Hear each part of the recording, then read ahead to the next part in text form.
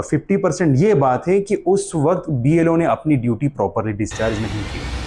फर्ज कीजिए किसी का नाम जो है एसआईआर लिस्ट में है ही नहीं तो इसका मतलब ये नहीं कि आपका नाम डिलीट किया जाए। और आप ऐसे लोगों को क्या कहना चाहेंगे जो आज भी जो है जगाने से भी नहीं जाग रहे हैं? नैना ऑप्टिकल्स, नजर और नंबर के चश्मे इंतहाई मुनासिब दामों में मिलेंगे। जामत सालियात के पास, ताबानी किराना के बाजू में, मालेगांव। इस्तेकबाल है आपका मानव समाचार में। मैं अब्दुर्रहमान।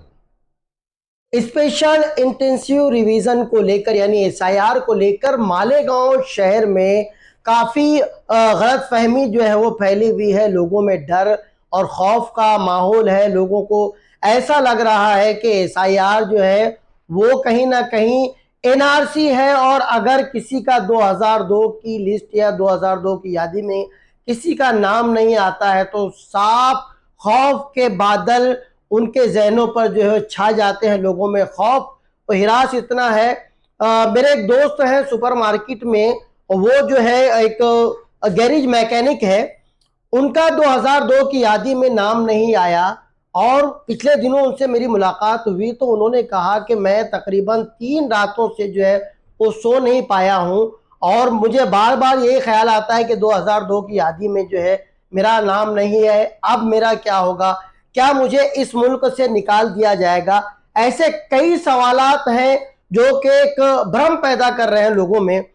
उसके पीछे हकीकत क्या है एसआईआर को लेकर, सच्चाई क्या है? इस सच्चाई को जानने के लिए मानव समाचार ने एक ऐसी शख्सियत को बुलाया है। हमारी नज़र में उससे बेहतर शायद कोई जो है हो नहीं सकता था, क्योंकि वो कानून के माहिर हैं। अल्हम्दुलिल्लाह मालेगांव शहर में एक बासलाहियत एडवोकेट की हैसियत से उन्हें जाना जाता है, और काफ़ी सारे केसेस जो है वो हैंडल करते हैं। काफ़ी स्पेशल केसेस में जो है उनकी खिदमत जो है ली जाती है। मेरे साथ इस वक्त हमारे स्टूडियो में एडवोकेट फैज़ वासिफ साहब यहाँ पर मौजूद है। फैज़ साहब, सबसे पहले तो आपका इस्तकबाल है मानव समाचार में। बहुत बहुत शुक्रिया मानव समाचार और उनकी पूरी टीम का, जो आपने फिर से एक दफ़ा मुझे इस मुख्तलिफ और बड़े अहम मौजू पर गुफ्तगू करने के लिए याद किया। जी, तो शुरू यहीं से करते हैं कि एसआईआर एक्चुअल है क्या, उसका मकसद क्या है? थोड़ा सा उस बारे में जो है हमारे दर्शकों को, हमारे देखने वालों को जो है आप ज़रा बताएं। देखिए, आज हम जो इंटरव्यू कर रहे हैं ये बिल्कुल मुख्तलिफ तरीके से हम करेंगे। वो इन्फॉर्मेशन हम लोगों तक पहुंचाने की कोशिश करेंगे जो इजीली यूट्यूब पर अवेलेबल ना हो, लोगों को आसानी से ना मिले, और बिल्कुल आसान तरीके से हम इसको आज डिस्कस करेंगे। सबसे पहले आपने पूछा कि एसआईआर होता क्या है। तो एसआईआर नाम का वर्ड कहीं भी the representation of the people act 1950 में नहीं है। अच्छा, ओनली स्पेशल रिवीजन है, इंटेंसिव वर्ड का जिक्र कहीं नहीं किया। अच्छा, अगर हम देखेंगे एसआईआर हो, बीएल हो, या फिर बाकी जो भी इसके डिफरेंट मोड ऑफ ऑपरेशंस हो, ये सारी चीज़ें the representation of the people act 1950 के अंदर दिए गए हैं। अच्छा, जो एक 58 पेजेस का किताब है, अच्छा, जिसके टोटल 5 पार्ट है और जिसके अंदर टोटल 32 सेक्शंस दिए गए। अच्छा, और हम जो बात कर रहे हैं एसआईआर की, अगर आप एसआईआर का डिटेल में मतलब समझना चाह रहे हैं तो आपको इसको कानून की रोशनी में समझना बहुत ज़रूरी है। अगर आप सेक्शन 21 सेक्शन 3 देखेंगे तो उसके अंदर स्पेशल रिवीजन बताया गया है। अच्छा, तो हम सोचते फिर इंटेंसिव कहने का रीज़न क्या? तो इंटेंसिव कहने के पीछे का जो रीज़न है वो इलेक्शन कमीशन ऑफ इंडिया ने इस वर्ड को स्पेशली लोगों के लिए मुहैया करवाया। अच्छा, अच्छा, अच्छा, अच्छा। अभी हम इसका जो पार्ट 1 है, सेक्शन 2 सब सेक्शन डी अगर देखेंगे तो election commission of India is appointed by the president of India under article 324।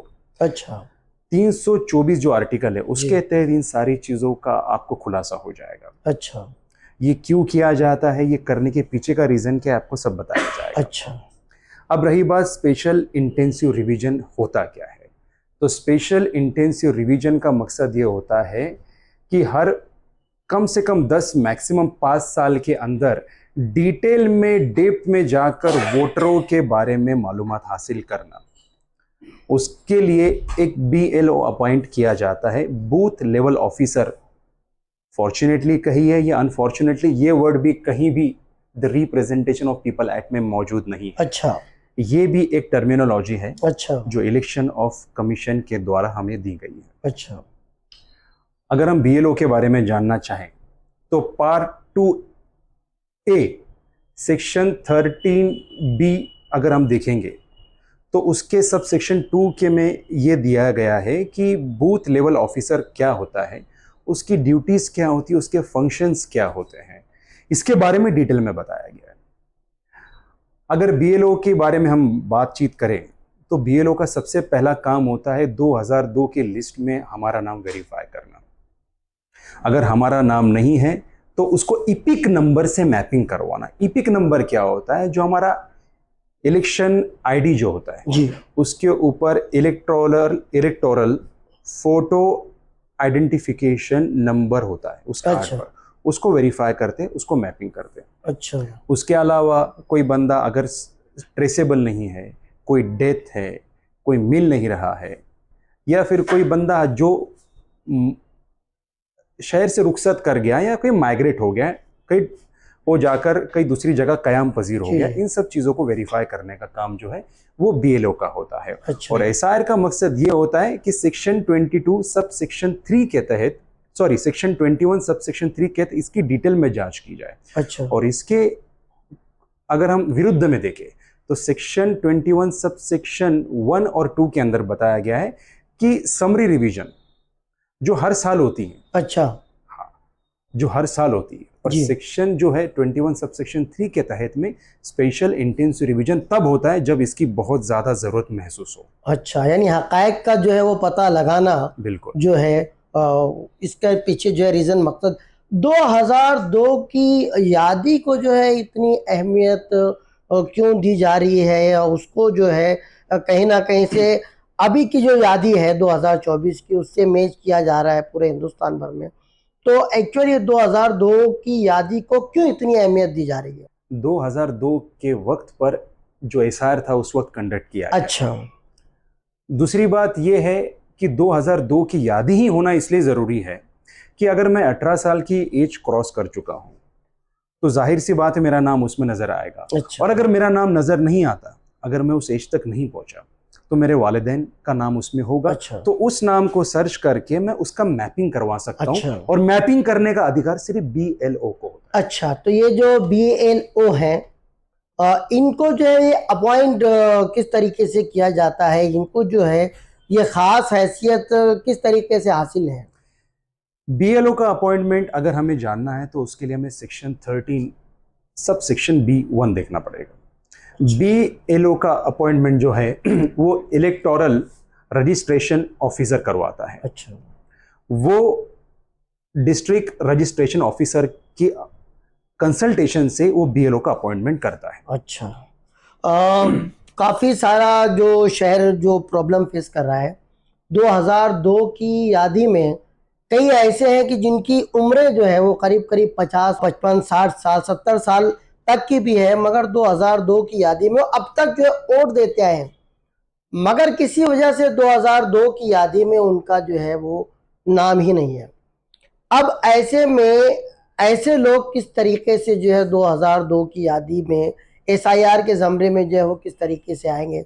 दूसरा सवाल ये है कि बहुत सारी हमारी जो ख़वातीन हैं, हमारी बहनें हैं जिनकी शादियां हो गई, अब जो है यहाँ पर सवाल ये बनता है कि अगर उनका 2002 की यादी में उनका नाम नहीं आता है, अब जैसा कि एक प्रावधान ये है कि आपको अपने वालिद के नाम के साथ जो है अपना रिश्ता बताना पड़ेगा, वो हवाला देना पड़ेगा।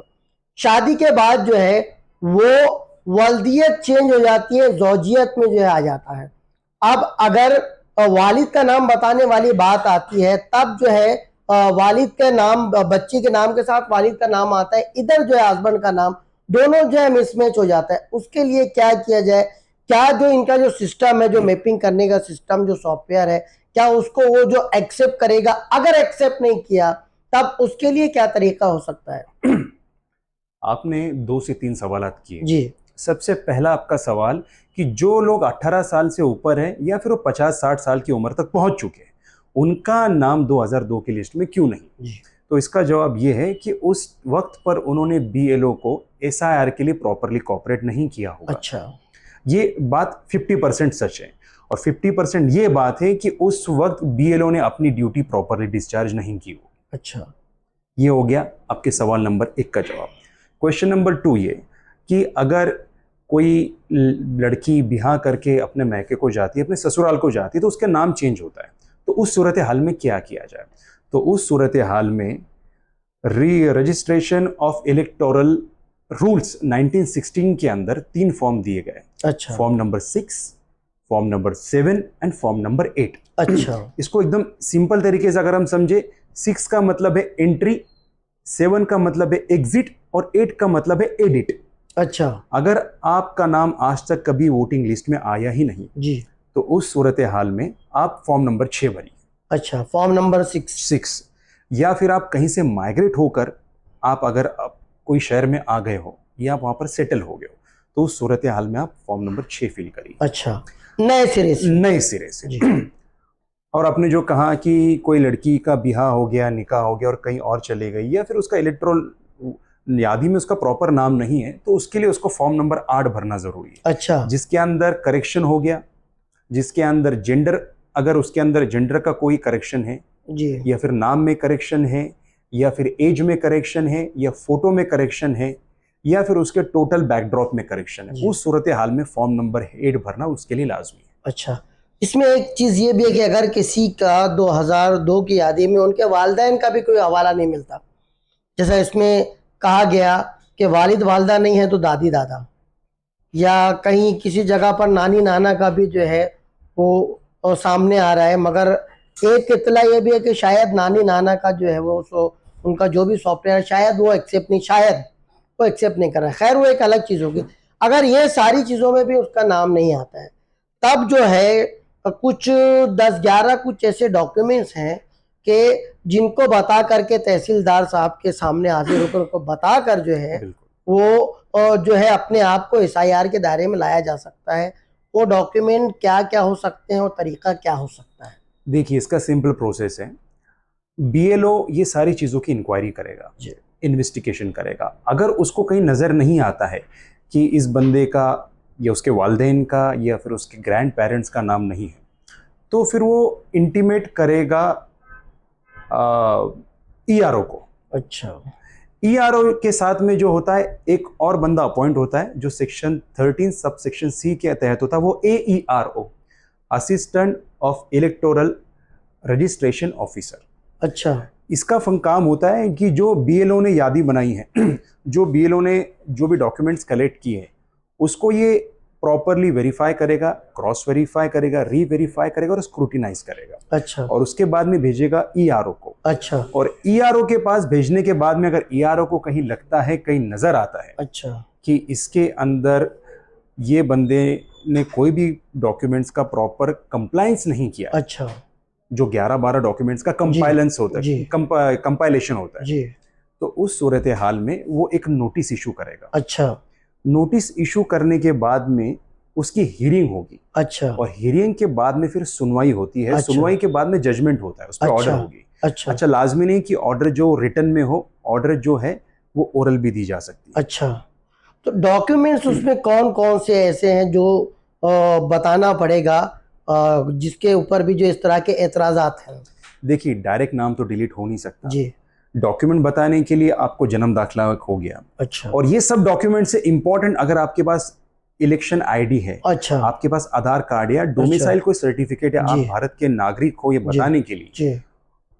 तो उस बुनियाद पर भी आपकी क्यूरी हल हो सकती है और आपका नाम जो है वो यादी में आ सकता है। अच्छा, यानी जिस तरीके से खौफ लोगों में पसरा है और जिस तरीके से फिक्रमंदी नज़र आ रही है, हकीकत में देखा जाए तो इन 11 डॉक्यूमेंट्स में से कुछ ना कुछ, कोई ना कोई डॉक्यूमेंट्स तो ऐसे ऑलरेडी जो है हर किसी के पास है, जो बताकर जो है ख़ुद को एसआईआर के दायरे में जो है वो लाया जा सकता है। सोच चल रही है कि क्या एसआईआर जो है वो एनआरसी है? एक सवाल ये, एनआरसी की पहली सीढ़ी है।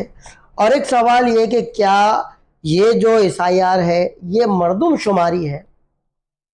ये दोनों तीनों चीज़ों की एक वजाहत जो है मैं आपसे चाहूँगा। एसआईआर और जो आपने पूछा कि ये एनआरसी, जी। ये दोनों का दूर दूर तक कोई लेना देना नहीं, अच्छा। आपस में कोई भी इनका नेक्सस और जी। संबंध नहीं है। जी। एसआईआर एक डिफरेंट प्रोसीजर है जो कंडक्ट करना लाजमी हो जाता है जब ये नजर आए। अगर मैं क्लियरली बात करूं आपसे इस एक्ट की बुनियाद पे, क्योंकि हम जो आज इंटरव्यू कंडक्ट कर रहे हैं कानून के हवाले से जी। और जी कानून की रोशनी बिल्कुल में, बिल्कुल बिल्कुल। तो अगर आप इसका सेक्शन 17 और सेक्शन 18 देखेंगे तो इसके अंदर ऐसा है, person to be nominated and person to be registered not more than one constituency. अच्छा। और सेक्शन 18 जो है, no person to be registered more than once in any other constituency. अच्छा। मतलब एक कॉन्स्टिट्यूएंसी के अंदर 2 दफा उसका नाम नाम नहीं हो नहीं। सकता, और एक के साथ दूसरी कॉन्स्टिट्यूएंसी में उसका 2 दफा नाम नहीं आ सकता। अच्छा। इसका हकीकत में मकसद ही है। अच्छा अच्छा अच्छा अच्छा।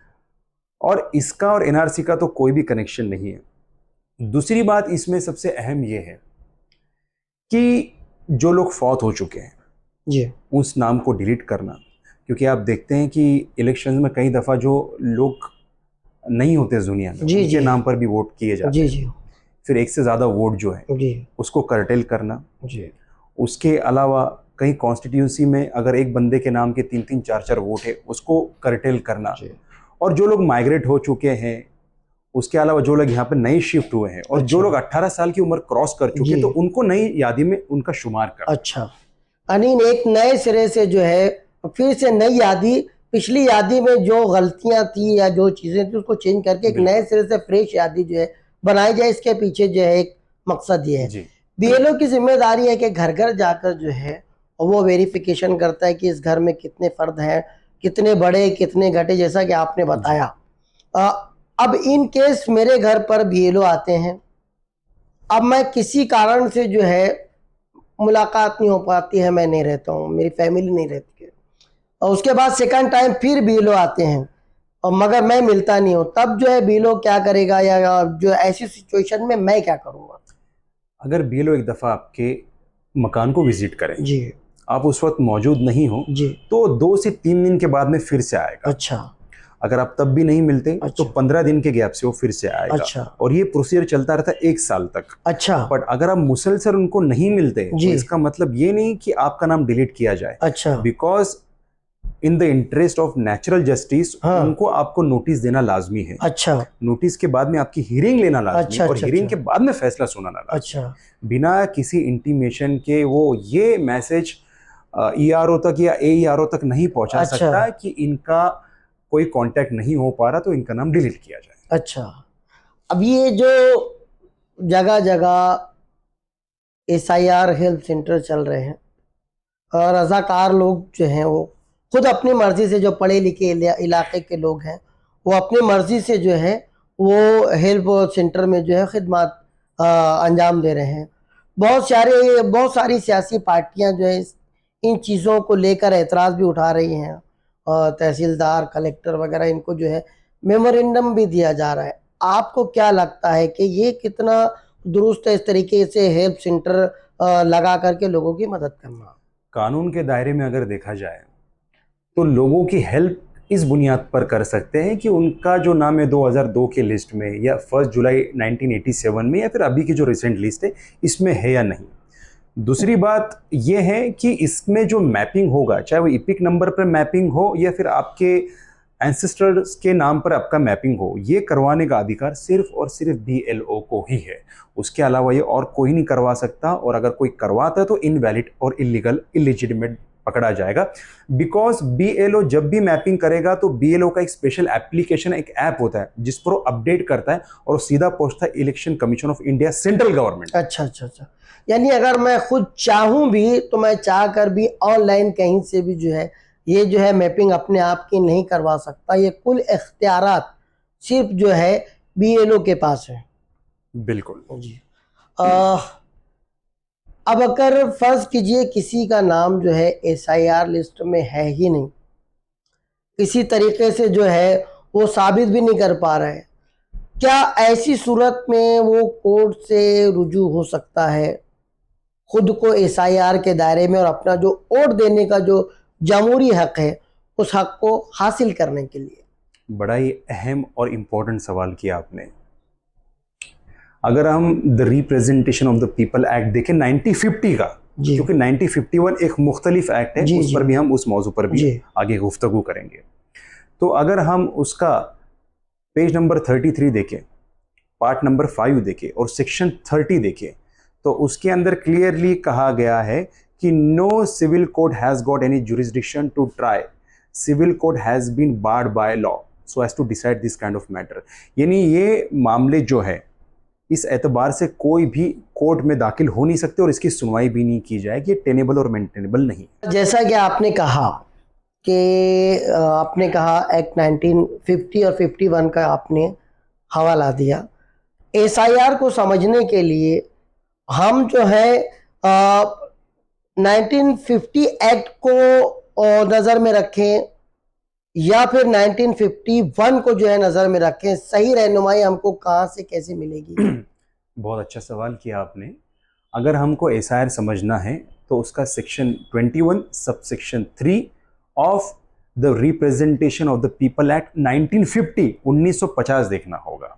1951 जो है नाम बिल्कुल सेम है पर उसका line of action and mode of operation बिल्कुल मुख्तलिफ है 1950 के एक्ट से। अच्छा, तो 1950 का क्या है, थोड़ा सा आप एक नॉलेज के लिए। जी जी, 1950 के बारे में आपको बता ही चुका जी। हूँ कि हाउ टू वोट अच्छा के बारे में हर चीज आपको वहां पे मिलेगी। अच्छा बीएलओ क्या होता है, ईआरओ क्या होता है, अच्छा। एईआरओ क्या होता है, सीईओ क्या होता अच्छा है, ये सारी चीजें आपको उसमें देखने मिलेंगी। अच्छा पर हम जब 1951 की बात करें जी तो उसके अंदर इलेक्शन जो कॉन्टेस्ट होता है, चाहे विधानसभा का हो या फिर पार्लियामेंट का इलेक्शन हो, वो कैसे होगा, वोटर इलेक्टोरल कैसा होगा, उसके बाद में इलेक्शन किस तरह से लड़ा जाए, उनके मतदार क्षेत्र कैसे होंगे, उसके अलावा पार्टी रजिस्ट्रेशन जो होती है, अभी बहुत सारी पार्टीज जो रजिस्टर हो रही जी। है तो सेक्शन 29 सबसेक्शन सी के तहत होती है। तो ये जो अच्छा, उसके अलावा एमपी एमएलए ने अगर कुछ गलत काम किया तो उनका डिस्क्वालिफिकेशन कैसे होगा, वो सेक्शन 135 में बताया गया है। अच्छा फिर उनको डिस्क्वालीफाई करने के बाद में उस पर ऑप्शन क्या है, रिवीजन क्या है, फिर वो कहाँ पर दाखिल होगी, वो कहाँ पर दायर होगी, उस पर पेनल्टी क्या है, उस पर पनिशमेंट क्या है, उस पर सजा क्या है और वो कहाँ पर सुनवाई है, अच्छा ये सारी चीज़ों का खुलासा जो 1951 में दिया गया है। अच्छा। अब जो है जन्म दाखिले को जो है अवाम बहुत ज़्यादा इसको अहमियत दे रही है एसआईआर को लेकर। आज आलम यह है कि चाहे कारपोरेशन चले जाओ, क्योंकि पुराने जितने रिकॉर्ड हैं वो जो है मालेगांव कारपोरेशन की जो पुरानी बिल्डिंग है उनके पास मौजूद है। उसके बाद के जो है कुछ अरसे के बाद के जो है अलग अलग जो है 4 जो प्रभाग हैं उनमें है। मगर आलम यह है कि सभी जगह जो है वो बहुत ज़्यादा लोगों का रश है और यहाँ पर कारपोरेशन के अधिकारी अक्सर ये जवाब देते हैं कि सर्वर डाउन है और बामुश्किल एक दिन में जो है 5 से 7 जन्म दाखिले जो है वो जनरेट हो पा रहे हैं, जबकि डिमांड जो है कहीं ज़्यादा है। ऐसी सूरत में ऐसे लोग क्या करें जब उनको जन्म दाखिला कोशिशों के बाद भी नहीं मिल रहा है और बच्चों के एडमिशन शुरू हो रहे हैं, एक जो है लोगों की भीड़ एक वो अलग है। ऐसी सूरत में सिर्फ जो है जन्म दाखिले को ही फोकस करके बैठ जाना तो वो कितना दुरुस्त है। दूसरी बात, जो पुराने दाखिले हैं, पुराने दाखिले में मराठी में जो है अगर लोगों के पास मौजूद भी है तो उसमें मराठी ज़बान है, उसमें अंग्रेजी ज़बान नहीं है। दूसरी बात, उसमें जो है कहीं ना वो जो क्यूआर कोड वो मौजूद नहीं है। अब आज लोगों को ये बोला जा रहा है कि आपके पुराने दाखिले नहीं चलेंगे, नए दाखिले का लेकर आओ जिसमें क्यूआर कोड भी हो, जिसमें अंग्रेजी भी हो, जिसमें जो है वो मराठी भी हो। कहाँ तक ये दुरुस्त है, जबकि मराठी महाराष्ट्र की ज़बान है और अब उसी ज़बान को जो है एक्सेप्ट नहीं किया जा रहा है। मराठी को लेकर के काफ़ी आंदोलन होते हैं, बड़ी बड़ी बातें होती हैं, मगर यहाँ पर उसी मराठी ज़बान को जो है वो एक्सेप्ट नहीं किया जा रहा है, उसके साथ अंग्रेजी जो है वो भी लाजमी कर दी गई है। क्या कहेंगे आप इस बारे में? ये बात तो बिल्कुल भी दुरुस्त नहीं है। अगर कोई उम्र दराज कोई शख्स है तो उनके लिए एक ऑनलाइन का प्रोसीजर इन्होंने स्टार्ट करना चाहिए, उनके लिए एक फैसिलिटी अवेलेबल करवानी चाहिए कि जिसकी बुनियाद पर जैसा बीएलओ घर आकर आपकी जांच करेगा आपके डॉक्यूमेंट्स की, उसी तरह से बीएलओ की तरह ये एक बंदा अपॉइंट करे, घर टू घर जाकर हर बुजुर्ग शख्स की, हर बुजुर्ग महिला की इंक्वायरी करे और उनको पुराना मराठी दाखला लेकर नया क्यूआर कोड वाला दाखला प्रोवाइड करे, तो इससे सबके लिए आसानी रहेगी और बड़े आसान तरीके से काम हल होगा। अच्छा, चलिए, आपने हमसे बहुत विस्तार से जो है बातें की तफसील आपने काफ़ी बताई। फिर भी जो लोग एक दिल में डर, खौफ बना कर के बैठे हैं, ऐसे शहरियान से बाहैसियत कानूनदा के आप क्या कहना चाहेंगे? मैं एकदम साफ साफ अल्फाजों में कहना चाहूँगा हमारे शहरियान से कि बिल्कुल भी फ़िक्र करने की ज़रूरत नहीं है। ये कोई बहुत स्ट्रिक्ट और हार्श कोई तरीका नहीं है किसी का नाम ये मतदार यादी से निकाल दिया जाए। मैं आपको इसमें एक लीगल तरीका बताता हूँ। अगर बीएलओ हमारे बारे में प्रॉपर डॉक्यूमेंट्स नहीं देता, उस सूरत हाल में हमें जो है ईआरओ के पास जाना चाहिए, जो आपने कहा कि तहसील लेवल का एक जी। ऑफिसर होगा। तहसील लेवल के ऑफिसर के पास जाने के बाद भी अगर हमें इत्मीनान नहीं होता या हमारे खिलाफ में अगर कोई फैसला सुनाया जाता है, तो सेक्शन 24 जो है उसके तहत आप डिस्ट्रिक्ट मैजिस्ट्रेट के पास जा सकते हो, जो होता है कलेक्टर एक डिस्ट्रिक्ट का। अगर वो भी आपके खिलाफ में फैसला सुना दे तो फिर भी आपको घबराने की कोई ज़रूरत नहीं है, क्योंकि उसके बाद में आपके पास ऑप्शन बचता है सेक्शन 13 सब सेक्शन ए का, जो होता है CEO, chief electoral officer. Chief electoral officer जो होता है वो जनरल एडमिनिस्ट्रेशन ऑफ महाराष्ट्र यानी बिल्डिंग नंबर 6 जो है, आपको वहाँ पर मंत्रालय में उनका ऑफिस मिल जाएगा। आप वहाँ पर इसके खिलाफ में अपील कर सकते हो। और अगर आपको फिर भी लगता है कि इन किसी भी रेमेडी से आपको आराम और आपको जो है आपका मसला हल नहीं हो रहा, तो उस सूरत हाल में आप आर्टिकल 226 ऑफ इंडियन कॉन्स्टिट्यूशन के तहत में रीट पिटीशन दाखिल कर सकते हो। उसमें यकीनन आपको जो है आपके फेवर में आपको रिजल्ट मिलेगा। और उसके बाद जो है अगर तब भी रिलीफ नहीं मिले, कुछ लोग ये रेमेडी भी अवेल करते हैं कि हाई कोर्ट जाने के बजाय आर्टिकल 32 के तहत सीधा सुप्रीम कोर्ट चले जाते, जो कि बड़ा रेयर ऑप्शन होता है। बट उसको ट्रांसग्रेस ना करते हुए सीधा आर्टिकल 226 का रिकोर्स लिया जाए और हाई कोर्ट में भी आप रिट पिटीशन दाखिल करके वहां से आप जो है वो फैसला हासिल कर सकते हो। अच्छा, मालेगांव शहर में एक तबका तो अवेयर है, जा रहा है, मगर एक बड़ा तबका ये है वो अभी भी जो है गफलत का शिकार है। अब भी जो है वो ये मालूम करने की कोशिश नहीं कर रहे हैं कि एक्चुअली ये हो का क्या रहा है, कहाँ हो रहा है, किससे मिलना चाहिए। अगर बीएलओ हमारे पास नहीं आ रहा है तो हमारे इलाके का बीएलओ कौन है उससे राब्ता कायम करें। इस तरह की जो है वो गफलत आज भी बरतती जा रही है। अगर हम माजी की बात करें तो बहुत सारे स्टेट्स में जो है कहीं 30 लाख जो है वो वोट कम हुए, कहीं 20 लाख का वोट जो है कम हुआ। उसमें जो है एक मखसूस जो है धर्म या एक मखसूस मजहब के मानने वालों का जो उसमें रेशो जो है वो ज़्यादा है। अब अगर इस तरह की गफलत जो है बढ़ती गई, जैसे कि आपने कहा कि 2002 में भी कहीं ना कहीं गफलत बढ़ती गई थी, इसलिए उनका जो है नाम नहीं आया था। अब इसी गफलत को दोहराया जाए या ख्वाब खरगोश में जो है मुब्तला आज भी रहा जाए, तो इसका खुमियाजा कितना जो है बुरा जो है लोगों को भुगतना पड़ेगा। और आप ऐसे लोगों को क्या कहना चाहेंगे जो आज भी जो है जगाने से भी नहीं जाग रहे हैं? देखिए, ये बड़ा ही अहम वक्त है।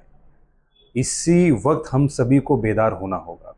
अगर हम अपने राइट्स पर सोते रहेंगे तो मुमकिन है कि हमारा नाम, हमारे ख़ानदान वालों का नाम भी जो है उसमें नज़र ना आए। बिकॉज बीएलओ तो अपना काम करेगा, बीएलओ तो नोटिस देगा, पर अगर आप अपनी जगह पर नहीं रहोगे, अगर आप अपनी ड्यूटीज़ को प्रॉपरली डिस्चार्ज नहीं करोगे, आप प्रॉपर डॉक्यूमेंट्स को सप्लाई नहीं करोगे और आप अपने राइट से भागते रहोगे, तो वो दिन दूर नहीं कि जो हाल बिहार में हुआ है, 60 से 65 लाख लोगों का जो नाम कम हुआ है, वो भी आपके साथ हो सकता है। और हमें ये भी जानने की ज़रूरत है कि बिहार में लिटरेसी रेशो कितना है, उसी तरीके का लिटरेसी रेशो हमारे शहर का भी है। तो अगर हम अभी बेदार नहीं हुए तो वो दिन दूर नहीं कि बिहार के तरह ही हमारे भी हालात होंगे। और जो कुछ लोगों ने एसआईआर के प्राइवेट ऑफिसेज स्टार्ट किए हैं, जो सेंटर स्टार्ट किए, मैं नहीं मानता कि पूरी तरह से गलत है। वो उनका काम वही है कि आवाम को बेदार करना, जो पढ़ी लिखी नहीं है, जो क्वालिफिकेशन से महरूम है, वो लोगों तक ईजिली एक्सेसिबल तरीके से 2002 की लिस्ट को मैप कैसे करवाया जाए उस तक उनको पहुंचाना। तो ये एक तरीके से बहुत अच्छा कदम उठाया जा रहा है। और मैं वही कहूँगा कि 2002 की लिस्ट अगर आपको देखनी है तो EPI नेट एक वेबसाइट है और इलेक्शन कमीशन ऑफ इंडिया की एक वेबसाइट है, उस पर जाकर आप 2002 की लिस्ट डाउनलोड कर सकते हैं। आपके प्रभाग के हिसाब से आपको लिस्ट मिल जाएगी, आपको अपना नाम मिल जाएगा। और अगर आपका नाम उसमें नहीं मिलता है तो ईपिक नंबर से आप अपना नाम सर्च करने की कोशिश करिए, यकीनन आपको अपना नाम मिलेगा। आपके पेरेंट्स का नाम कम से कम मिलेगा, नहीं तो आपके जो ग्रैंडफादर है उनका नाम मिलेगा। उसकी बुनियाद पे आप सिंपल तरीके से बीएलओ को कोऑपरेट करिए, और अगर बीएलओ आप तक नहीं पहुंच पाता है तो आप बीएलओ तक पहुंचिए और आप अपने राइट को जो है जागरूक और उजागर रखिए।